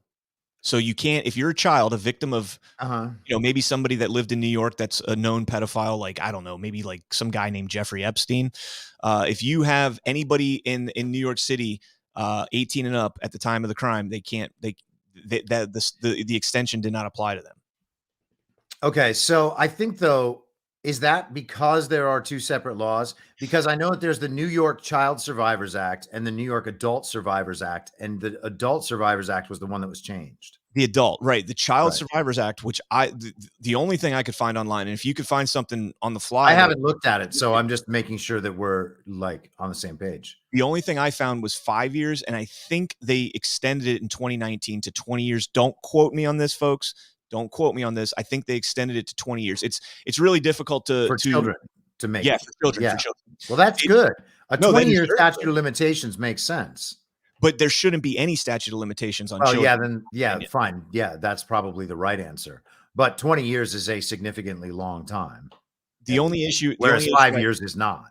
Right. The only issue I have with changing laws like that, though, is it's really tough to defend yourself 20 years after something happened, whether you're guilty or not. It's really difficult. So the person should really have a high burden to be able to bring a case like that. But let's get back into the thing itself. So one of the things, and this really pissed me off. Let me play the clip from you. I'm not even gonna. No, you have to declassify. Let me ask you a question. Why is it that Biden had 9 boxes in Chinatown? And he gets a lot of money from China. Why is that? And why aren't people? Why aren't people bringing that up? And why don't they put this guy Jack Smith and his group of thugs? Why don't they put him in charge of that? I need to stop you right there because there's no evidence of what you just said there. What you're referring to there is an office that he had after leaving the vice presidency. He had a temporary office. But I want to ask about another investigation that you're facing. You don't know the subject. I do know the subject. He had one at University of Pennsylvania. But he also had 9 boxes in Chinatown that you're facing, which is the one that's happening in Georgia, where they are investigating your efforts to and Trump was exactly right, folks. We have we have this letter here from the House Investigation Committee. This is House Oversight Committee. This is a direct quote from Joe Biden's vice presidential assistant, executive assistant, Kathy Chung, who said, quote, she said in that interview, she stated that Biden did in fact have classified documents, vice presidential records, and quote unquote other items stored in 3 places: an office near the White House, an office in Chinatown, and eventually the Penn Biden Center. And if Trump really wanted to dagger her right there, Kathy Chung went on to say the boxes were not in a locked closet at the Penn Biden Center, remained accessible to the Penn Biden employees, as well as potentially others with access to the office space. Now, that's not a direct quote from Chung. That's from the report. Sure. But saying that they were not stored in locked boxes, they were not, or a locked closet. People had access to them. I mean, Trump one time I want Trump to say, folks at home, you guys are smart enough to understand this. Go look at James Comer's statement. Google it for yourself. She is absolutely wrong. I am right. Or maybe even have a cell phone and just somebody texting him, like when he feels like a phone exclusively to a team of fact checkers. And when that phone vibrates, Trump knows, well, let me just pull this out. And he opens it up and boom, there's the article to fact check it. And he could just say, you see that, Caitlin? You see that right there? Biden had documents and there was another thing that she said there at one point, and I didn't fact check this yet. At one point, she said the difference between you and Joe Biden and Mike Pence and all that is these guys, when they found out they had the classified documents, they turned them in. No, that's bullshit. That's bullshit. Right. They knew, Joe Biden's attorneys knew that he had classified documents before the Mar-a-Lago raid. Before the Mar-a-Lago raid. Nothing happened to him. Yeah, I mean, you see 2 of like the media's key tactics right there, right? One of them is to say that there's no evidence of something happening. So despite those statements from Kathy Chung, and despite how many documents have been turned up, despite all of that reporting, if they haven't included any of those facts into their narrative, then there's no evidence of that stuff. They have told people that stuff's not proven enough yet. Right? They set all the standards for proof, and they decide which claims have evidence and which don't. And when they decide that a certain claim hasn't met their standard, then they go out and say there's no evidence. That's just absolutely false. There's evidence of all of that. Yep. Well, the other thing she said is that Obama didn't have classified documents. And I do agree with her, because Obama was the president and he has plenary power to declassify documents. So I agree with her in that sense. But in the sense that she was talking about, here's from Obama's own foundation themselves, where they said the Obama Foundation agrees to transfer up to $3,300,000 to the National Archives Trust Fund to support the move of classified and unclassified Obama presidential records and artifacts from Hoffman's estates to NARA-controlled facilities that conform to the agency's archival storage standards. But here's the thing. This was in 2017, that 2018 letter. They just renewed the lease in 2022 of the Hoffman estates because they haven't transferred the documents yet. They just renewed the lease. Right. But Caitlin Collins doesn't really understand that. Well, yeah. And that's the other thing that I was going to say. You know, they tell this story. They figure out some convoluted, complicated reason why Trump's situation is different from the other situations. And once they've told everybody in the audience that enough times, they all believe that that difference is actually important, more important than Donald Trump being president and Biden and Pence not being president. They think it's more important that they can say and claim that Biden and Pence were proactive in giving these documents back, whereas Trump was ignoring them. You know, him negotiating the return of these documents or the handover of these documents, that's not good enough that he has an ongoing investigation. They have to present it as if he's been hiding this illicit material under lock and key, making sure that the government can't get it. And that's not what's happening at all. Yeah. And like I said, I'm going to play this fair. Like I don't think I've ever accused Obama of storing classified documents. He can't. He physically can't. Just Obama, when he was president, assuming that he had the documents when he was president, just by walking out of the White House with a box in his hands, if they're classified documents, they're declassified. If you have to assume that he knows that he's not willingly going to break the law. And so therefore, if he's taking the documents out there, he in his mind, literally can declassify documents. There is no process outlined in that executive order, Obama's executive order. If I had John today, he'd probably be like, "Oh, it's 1973221, whatever." But Obama's executive order on declassifying documents has absolutely no outline for how the president's supposed to do it, because they have plenary power to do it. So as Trump was saying during that, I had the boxes all laid out there. People were taking pictures, the GSA and all that stuff. It was known that these documents were declassified. It was good that he said that the GSA is the one who actually moved the documents. Yes, absolutely. And this is kind of all tying together. Remember, I just told you that Obama's lawyers knew that he had the classified before the Mar-a-Lago raid, right? And so now they set this precedent where everybody's looking at, not precedent, but this narrative where everybody's looking at Trump saying how bad this is, and all the Biden stuff. You didn't have the FBI raiding his house. You had, oh, we found some documents here. Oh, wait, there's more documents over here. Don't worry, it's no big deal. And you don't realize that Joe Biden never had the ability to declassify any of these documents. Never. You know, not as vice president, not as senator, whatever. But because of they already set the tone with Trump, they're not going to cover Joe Biden the same way they covered Trump. And so that is probably one of the most hypocritical things that the mainstream media has done in probably the last 6 to 8 months. I mean, media hypocrisy is, if they weren't hypocrites, I don't know what would be their central identifier. Well, like that is the thing that identifies the mainstream media the most: hypocrisy. Yeah. Maybe dishonesty is above hypocrisy. Well, let's check out this next. There's never been anything. This is also from you guys' coverage. Y'all's coverage. Y'all's. See, if I say y'all's, I'm a honky redneck. If I say you guys's, I can't speak English. So I'm just gonna go with that. I don't care. It's not it's y'all. Your coverage. It's all of you. Yours just anyways. There's never been anything like is happening to our country right now. You built about 52 miles of new wall when you were in office, Mr. President. It wasn't the complete wall. One other thing that with but I have to respond to that. With your immigration, it was only about 52 miles of new wall. This is what she does. I built hundreds of miles. Some of the wall was up there, and it would be laying on the ground, rusted, rotten steel, rusted, rotten wood, and what the radical left crazy Democrats did, if there's a piece of wood laying down, they consider that a wall. I built 30-foot walls that go down 7 feet into the ground. If there was a little piece of wood sitting in the ground, they said, oh, he's not building a wall. We already had a wall. Because this is the game. They're a party of disinformation. It's not a game, Mr. President. It's about 52 miles of new wall. One other immigration policy you had when you were in office. I built new wall. 52 miles. Hundreds of miles. CBP, Mr. What I did is I replaced other wall that was laying down, that was up and rotting in the ground for 30 years. Some of it was steel that you couldn't even Mr. President, it was only about 52 miles of new wall, but moving. She is so pompous and arrogant that I just want well, but again, this is one of those things that they have told their audience. Trump wanted the wall. The wall was bad. He failed to build the wall.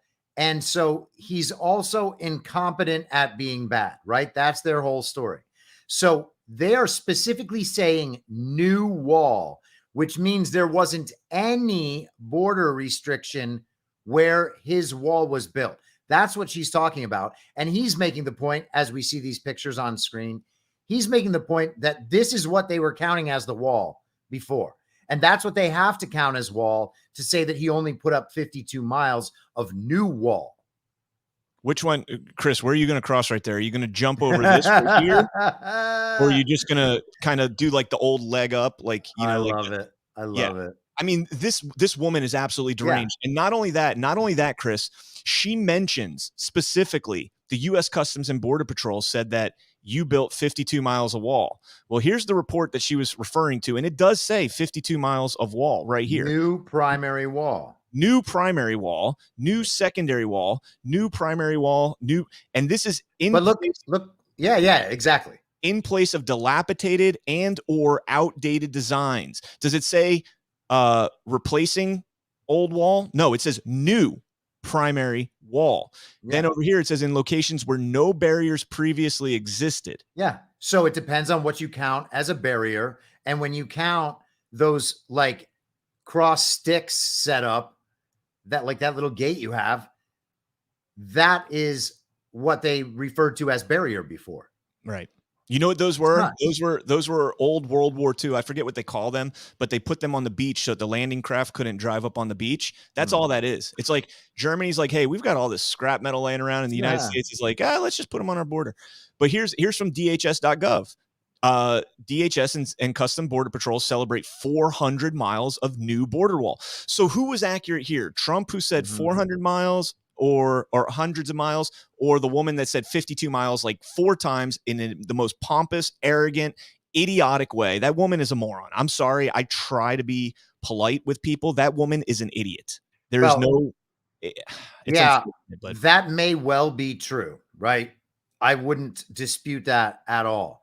But her entire network, this is what people have been hearing. This is the sort of thing people have been hearing for the last 8 years.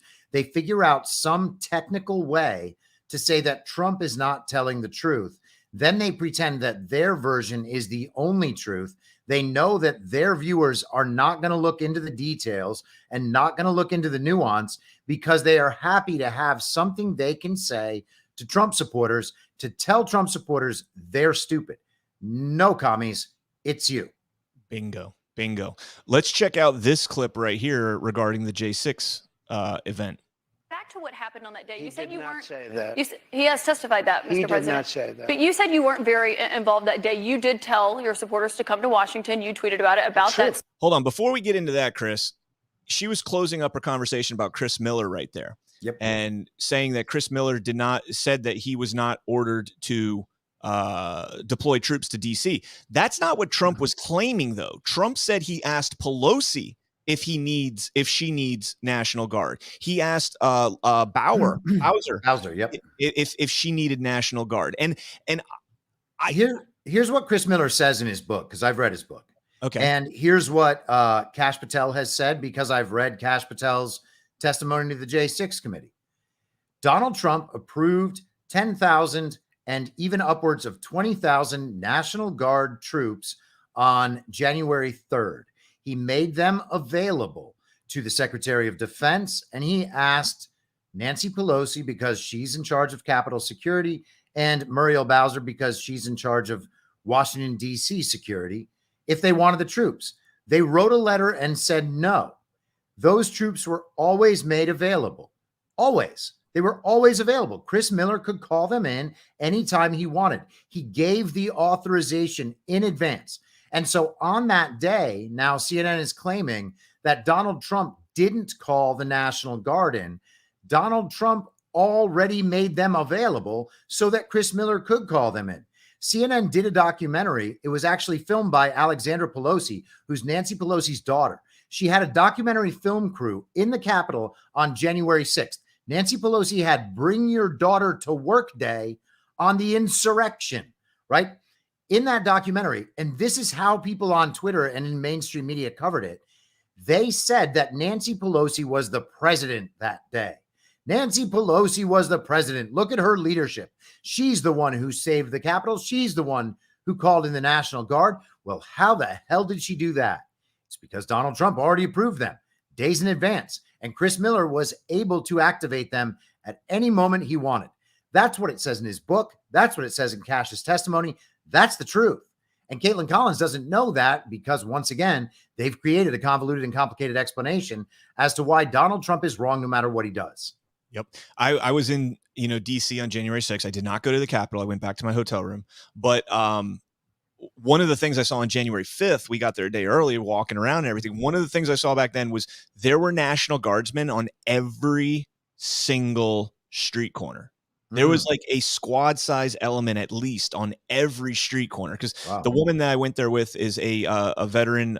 She chairs a veteran nonprofit. She owns a veteran nonprofit, and we're very close. We're good with veterans and stuff. And so whenever we would see them, we would talk to them, waiting for the street light to cross. They were everywhere.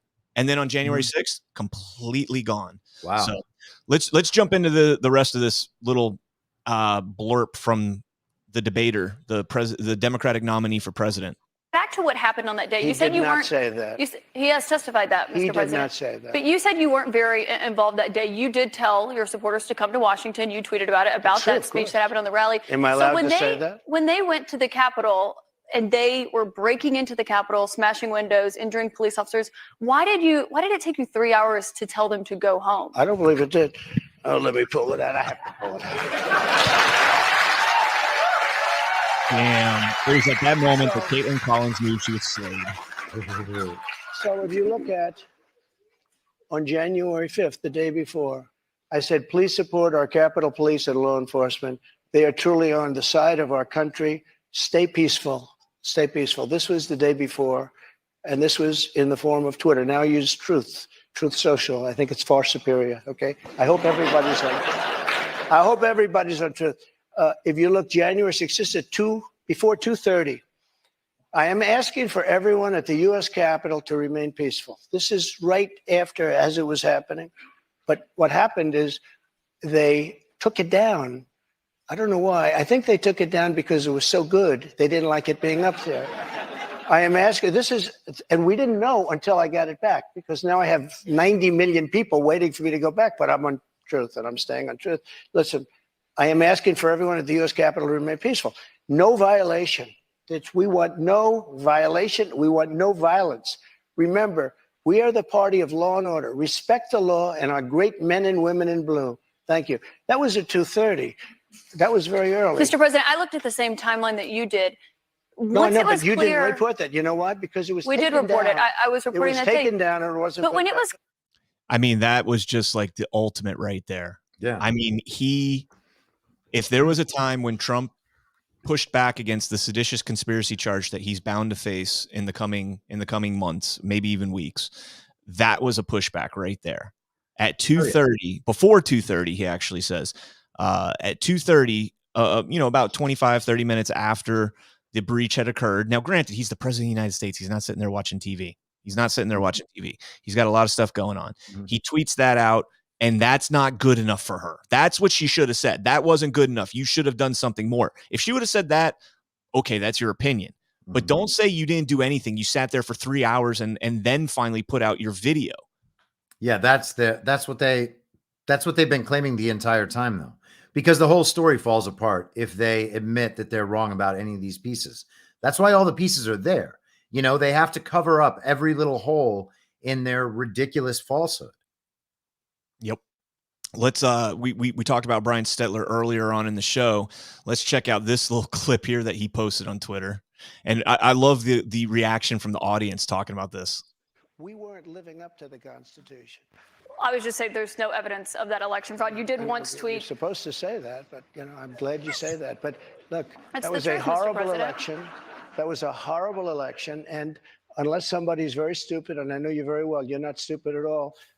But you perhaps are given an agenda or you have an agenda. Look, we have to have honest elections in our country. We have open borders. I love that. I love that clip. It's good for the nation to hear that too. That is the kind of stuff that's going to shake people out of their stupor. Like, they can get mad all they want. Oh, it's a Republican audience clapping for him. No, that's the feeling of the American people, understanding that our elections are not safe and secure.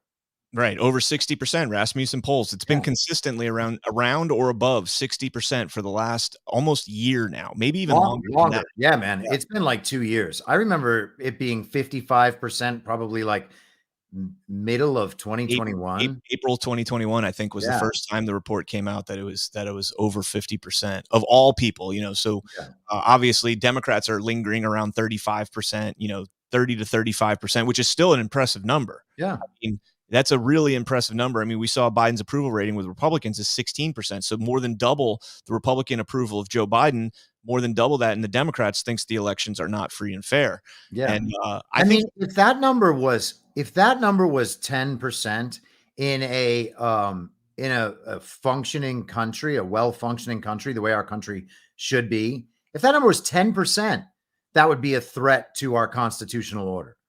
It's 60%. People don't believe in the elections. You are asking for for some sort of societal disruption. Yeah. Until, of course, it gets to the point that it's going to reach, which is, 80 or 90% know that the elections are messed up, and then we can actually change things. Yeah, But I don't think there's going to be any denying the 2024 Oh, if yeah. they do it. Oh, yeah. I mean, I still don't think it'll take that long, but I've been overly optimistic about that in the past, so we'll see. So let's talk about this, because we're going to transition to the House Oversight Committee here in a second. But let's talk about just, if you have anything that you personally thought. I know I think he handled this entire town hall spectacularly. Like, I really think he was on point. He was making people laugh. Trump. He was making people laugh. He was, coming back at these fact checks. I hope somebody out there is actually going to fact check Caitlin Collins, because she was wrong way more than she was right when she called these things out. I think there was a couple. She called him out for saying 171 billion that we've given to Ukraine, and he, under his breath, said NATO, not the U.S. And I think that is factual. I think NATO has given 171 billion. So he kind of said that under his breath. She tried to bait him with the Ukraine thing, saying, do you support Ukraine or whatever? And he said, the best answer he possibly could have given. I don't want people to die. I mean, the most presidential answer that I think reverberates through the entire country right now. That was such a great answer. That answer broke the heart of the DeSantis simps. Yes. Like, they needed that one. They needed him to mess that up. Yep. Because now what are you going to do when he answers a question like that? No one should be forced into the position of saying that they think Ukraine must win. It's a ridiculous framing in the first place. Ukraine has already been destroyed, and there is no win. The win that she's asking Trump to suggest would be what? Nuking Putin, trying to assassinate him. He's not going to say anything like that. The whole thing was absurd, man. That's insulting to the intelligence of the American people. And thank goodness Donald Trump handled that so well. I think that was his best moment of the entire thing. I really do, because he did not. She said Ukraine or Russia, and he said, I just don't want people to die. He brings up the money and says they've only contributed 20 billion. We've given them 171 billion as NATO as a whole. That's not right. Then she asked him, is Putin a war criminal? Will you say that Putin should be a war criminal? And he said that would be so stupid to say that right now. You wouldn't call somebody that's invading another country a war criminal. You're just going to put them on edge, and that's a mind bleep, so to speak. And she goes, isn't it important to call things what they are? No, you idiot. Not when you're actually doing things and not just saying stuff on the news. Right. He actually, he has to actually navigate this situation. He can't just run out there like AOC and just start telling everybody how it is. Yeah. And then the other thing is he had 4 tremendous points in that segment right there, maybe more. But the other great point was, this would not have happened under me. This would not have happened if I was president, and I could end it in 24 hours. Yep. And I actually believe that. I really me too. believe that. He's been saying that for months in interviews and rallies. I imagine it's the first time CNN's audience has seen it. Exactly. And so that's great. Yeah. And do you think anybody watching CNN's audience, do you think anybody watching that denied anything that he said there? Are they going to say, I just don't want people to die? What are you going to say to counter that? Oh, Trump doesn't want people to die. He's an evil man. Huh? Yeah, but there are, of course, people who have been so tied in knots over this Ukraine thing, and they think that anything but the fullest support of Ukraine means that you're the bad guy. The fullest support of Ukraine means you're the bad guy. They've got it completely backwards. Well, and what they're going to say is Trump wouldn't condemn Putin as a war criminal. That's what the headlines will be for them. And Good luck. Right. Maybe it'll be just like Good People on Both Sides, where they'll play just that one part. No, I'm not going to condone him condemn him as a war criminal. That would be stupid. That would be dumb. You don't condemn somebody like that. Maybe in when the war's over, then we start looking into it, investigating it. The one point that I thought he was a little bit. Go, Brian. What happened? About halfway down that link. Okay, hold on. Oh boy. Oh no, really? Oh yeah. All right, hold on. Let me pull it up. Of course. All right, tell me where. What does it start with? Give me a word. It's right under the picture of Trump next to the blue lady, the video. Okay. Or the blonde lady, sorry. Okay, so There's a Trump blonde lady doesn't in say red. if he would back There Ukraine you in go. war with Russia. Trump refused to say whether he wanted Ukraine to prevail in its war with invading Russia. No, he didn't. He didn't say one way. He said he doesn't want people to die. Like, I don't They think have to frame it the way it's going to look bad. Man, I started talking about this in. Hold on, Chris. Hold that thought, please. Yeah, go ahead. It says, I don't think in terms of winning and losing, he said. I think in terms of getting it settled so we stop killing all these people. Asked to choose a side he would prefer to win, Trump again demurred. Really? I want everyone to stop dying, he said, before promising to end the war in 24 hours. Ultimately, Trump fell back on two familiar topics, demanding Europe to put up more money in support of Western goals. What? And speaking meekly about, he didn't say that. He said Ukraine should put up more money. No, he did say Europe should put up more money to match what is flowing out from the United States. Oh, okay. I didn't. Yeah, that's what he was saying. He was saying that, all of these countries, the countries in Europe basically amount to the same size economy as the United States. And they've put in $20 billion. The U.S. has put in $170 billion. And what he thinks is that should at least be equal. The idea that we are paying all this money to secure the borders, quote unquote, of a country across the world when the countries that border that country aren't paying that kind of money is nuts. Okay, that's fair. I got you on that. Look, I think he handled that excellent. I do think the only part where he got a little bit muddy, and I still think he did well with it. I think he did very well with it, but was the abortion topic. When she kept hammering him on the legislation, he said, we'll negotiate the best deal and all that. You're going to really piss people off on both sides with that argument, because the pro-lifers are going to say, we're absolutely, we're absolutely pro-life, and the pro-choice people are going to say, my body, my choice. And but that's I think Donald Trump is doing something very important there, and it's something that gets us away from this traditional style of politics that leaves us with these ridiculous issues. And not that abortion is a ridiculous issue. I'm saying that each and every issue, the discussion around that issue is made ridiculous by the terms of the debate, right? I understand the pro-life position and I support the pro-life position. That said, talking about the exceptions is not completely unreasonable. That is a conversation that is worth having in America, that must be had, right? So his point is that it's now sent back to the states. Now people have the leverage to negotiate. They don't have to just deal with Roe versus Wade and try to figure out what they can do that doesn't mess with Roe versus Wade. Now they can say, we want abortion banned completely, and negotiate from there, which will end up in a much better position. And maybe at some point abortion is gone completely, but realistically, that's not going to happen right now, especially not in the cases of rape, incest, or, to save the mother's life. And so he's saying a conversation can now be had that will produce results for the pro-life movement that they have wanted for 50 years. And he has enabled them to have that negotiating position. And I think he's 100% right about that. Yeah. All right, Chris, we gotta move on. I know we're coming up on 2 hours, and I know the people probably would enjoy hearing you go at it. Mainly you. They're here. They're here for you. No, they're here for you. No. I really don't think that's true. But let's jump into our last sponsor here, and then we got one more topic we want to close out on. Ladies and gentlemen, let me make that full screen there. All right. Ladies and gentlemen, our thanks to TackRite for being an advertiser with Badlands Media. TackRite's mini chainsaw has been sold out for the last 3 months, but it's available again now for Badlands listeners just in time for Father's Day.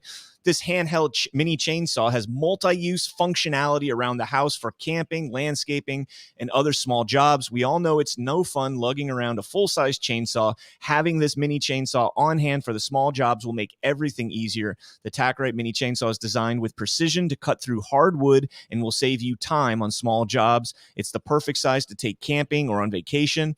To get special Badlands pricing at 50% off just for our listeners, go to TackRightBadlands.com. That's TAC right, RIGHT, Badlands.com, TackRightBadlands.com. And thank you so much to them for sponsoring us. And let's jump into this last story here, Chris. Yesterday, we got two big drops. Okay, we got the drop about the Biden crime family. We're going to briefly go over that. And then we got the drop from the Weaponization Committee about the 51 intel officers. Now, this was an article I actually published yesterday, and it's just typical media lies, but this is such a big story because Natasha Bertram of Politico, she flat out lied in the run-up to the 2020 election when she published an article right here that says Hunter Biden's story is Russian disinfo, dozens of former intel officials say. Now, that is a definitive statement right there, Chris. When you say Hunter Biden is Russian disinformation, Hunter Biden's story that is a definitive word, meaning it's not believes, it's not allegedly, it's not likely, seemingly, any of those words that are kind of, liability cover, they're a legal cover. So check this out. We get this story that comes out from the subcommittee, this report that comes out, and we got this letter right here from Mike Morell, who was the mastermind of the whole letter, so to speak, to Nick Shapiro, who was the former deputy chief of staff to John Brennan. And in that letter, this hold on, let me just make sure that I'm understanding what you're showing me. So the email says it's from Nick Shapiro to Natasha Bertrand. I was going to say, then Nick Shapiro sent the same exact email to Natasha Bertrand. Okay. Now in this email, this is where Nick is basically feeding Bertrand a story. Okay. And it says, giving this to you exclusively first, which was a lie. He gave it to Shane Harris at the Washington Post first. Then he gave it to the Associated Press first. And I just got to read this because this is awesome. He says, why those three, meaning the AP, Washington Post, Politico? He said, Shane, it is Shane, because I was asked to go to Shane first. And then the AP is a really good outlet you want stories in. And then Politico, I don't know why I went to Politico. It's because of Natasha Bertrand. Well, so that was my story yesterday on Twitter. Politico has those sloppy thirds because they don't even know why they went to you. You're like when we were younger and you're at the bar and you're like, well, this isn't going to work out. This one's not going to work out. Well, there's the backup to the backup to the backup. That's what Politico was in this story right here. They were the backup to the backup to the backup. But anyways, it gets worse. You can also use this on the record from me, Nick Shapiro, describing what it is: a large group of former career intelligence officers, many specializing in Russia, joined by a group of former intel community leaders, all saying that they believe the Russians were somehow involved here. The IC leaders who have signed this letter worked for past four president, blah, blah, blah. Now it goes on to say, off the record, this is in the email to Bertrand, we are not making a call on whether the materials are true or not, just that we believe Moscow played a role in getting the information out. So when you see this headline right here, Hunter Biden's story is Russian disinformation, dozens of former intel officials say, they should sue the crap out of Natasha Bertrand for that, because this is election interference. What she did right there was election interference. She took a clear statement from somebody that's using their credentials as former intel officers to, disseminate this story. And she completely and totally misquoted them when they explicitly said, this is not where we stand. But here's where they would run into legal problems. And I know I'm talking a lot here, but then Mike Morell sent a letter saying Politico did a nice job getting out the story of our letter. Here's a link to the article for those who have not seen it. So then Mike Morell goes and sends this letter to all the agents, which they all probably read it, and they were all like, oh, this is great. Nobody reached out to Bertrand apparently and said, hey, I never said this is disinfo. I said we believe it has the earmarks of disinformation. Right. So it's just really disgusting what they did with that. I thought that was such a big fine because that had major implications in the election, man. Like that Hunter Biden. No doubt. So, all right, let's jump into real quick. I know we're running through it. Kane Koa the Great, new House oversight reveals the 9 Biden family members that received wire transfers from foreign nationals via shell companies. I didn't even know there were 9 Bidens. You got to read the report on the Biden laptop, my friend. It's I'm being sarcastic, bro. Oh, Marco Polo has, so I hope everybody understands that everything that's coming out in these congressional committees right now is all in the report on the Biden laptop. Like the story about Gabriel Popoviciu, right? That's in there. The stories about Gong Wendong and Yi Jianming, those are all in there. It's all in there. This stuff has been available for years. I'm glad that it's coming out this way so that it can get out into the mainstream and people can start recognizing that this story is real. But these are all reruns we're watching right now, essentially. Yeah, I had to go. So we live streamed the hearing yesterday, John and I, and in that hearing, Comer goes from in August 2017, Gong Wendong got $130 million from Chairman Yi. He was the emissary here in the United States for the CEFC. And then from there, they went straight to the Hudson West and the House of Sweden and the names on the doors and all that stuff.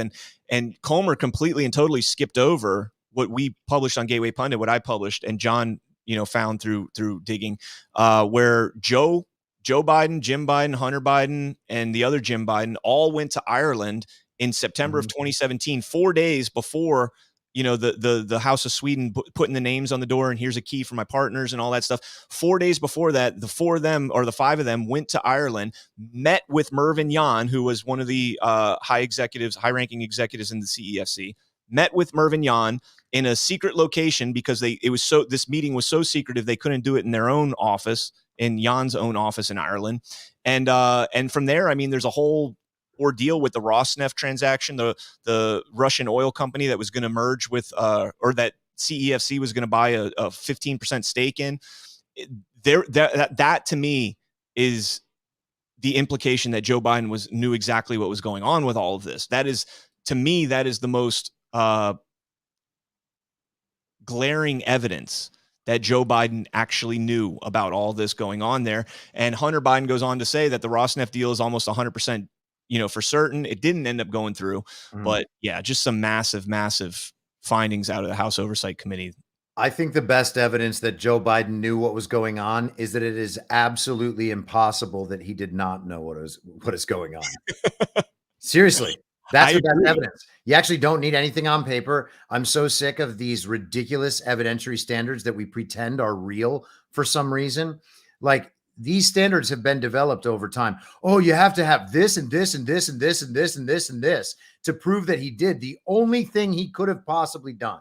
That is ridiculous. By the way, did you see the headline from the New York Times today about the presentation yesterday? No. All right, give me a second. I can find this. You go ahead, and I'll find this. That's all I got. That's going to wrap it up. So, okay, cool. You're on the spot now.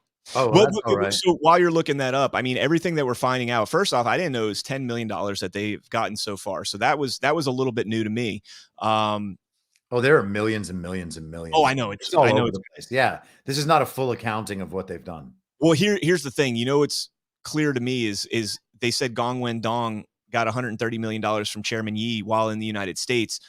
That is important because, I mean, that's money that can be basically gone anywhere, maybe through like art deals or something like that. Well, he actually did buy two apartments in two properties in Manhattan, one for 50 million, one for 60 million. If I'm not mistaken.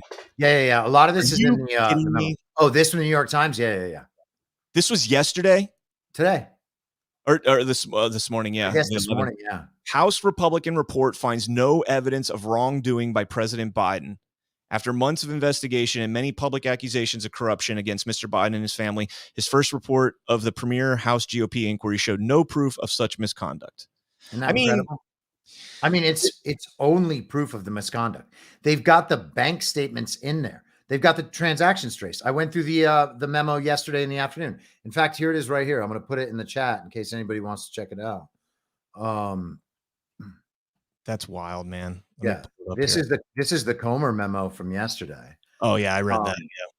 Yeah. So I mean, you can go down, scroll through there so people can see it. Sure. But they have they break down the deals and how they came together. They have the redacted suspicious activity reports from the banks. Let's see. The Biden family received millions of dollars from foreign sources. They received over $10 million from foreign national companies. Yeah. The committee has identified payments to Biden family members from foreign companies while Joe Biden served as vice president after he left public office. And like they hammered in the other day, these businesses, these shell companies owned by the Bidens, none of them have a talent. None of them have a business that is anything other than I'm a Biden. If you sign on with me, I've got some connections. I mean, Byron Donalds hammered that yesterday. I saw he that. had a big day, man. He was great in that press conference, and then he was great on CNN, right here. From having even if you listen to the last segment with Jake, everything that was just talked about is not on the minds of independent voters in America. They are focused on the things that are affecting their families. First and foremost, has my child actually caught up from being locked out of schools for 2 years? Is fentanyl, which is a major issue in so many communities around our country, is the president going to do the job of securing our border and stopping the drug cartels from having operational control of our southern border? Are we going to maintain the dollar as the world's reserve currency while China's trying to negotiate around the United States? Inflation, yes, the year-over-year number is trending down, but the impact of inflation on the American family has completely devalued their wages over the last 2 years. Those are the things that really matter to Americans. I know it wasn't anything to do with the Bidens, but you know what I noticed in that clip? White bald guy sitting next to Byron looked like he had no desire to be there, and he was just like pissed off, and everybody else was listening intently. I can't help but look at like Anderson Cooper, and I don't remember who else I saw in there, but I can't help but like, if I could get into their minds, I think they'd be saying he's spot on, and then they have to turn around and argue against what he said. I don't know, man. I'm not sure if those people are attached enough to reality to even understand that what they're saying isn't true. No, I think they are. I really do. I really think they are. I think these people are different people behind closed doors, so to speak. Oof. Maybe not. No, I'm not not entirely different. I mean, there's obviously fundamental moral issues that we are going to disagree on. But as far as like what's going on right now, what Byron Donalds was saying right there about the border, the fentanyl, all that stuff, I think they're like, yeah, he's right. But what are we going to do? I mean, record breaking before Title 42 even passed. Van Jones, there you go. Van Jones was on the end there, and he is a little bit loony. But anyways, all right, Chris, any final thoughts? We got to get out of here, bro. No, man, let's do it. It's always fun here with you, man. I really appreciate you jumping in. Too, brother. Where can people find you? I'm your moderator.substack.com. And you can find me all over social media at I'm your moderator. I'm a terror on Twitter. So if you don't like that sort of thing, then it's probably better that you don't follow me. All right. And you guys can follow me over on Twitter at CanConActual and rumble.com/CanCon. I'm going to be here with Sit Rep tonight with my co-host Alfredo Luna, Alpha Warrior. We're going to be talking with Greg Stenstrom of Pennsylvania on some of the cases and stuff that they're bringing forward, and also his career in military intelligence, I believe, naval intelligence. So looking forward to that as well. So, all right, Chris, thanks again for filling in, brother. Appreciate you, man. Thank you, brother. Great to see you. All right, everybody, have a great day. And, well, I won't see you tomorrow, but John and Chris will. So take care.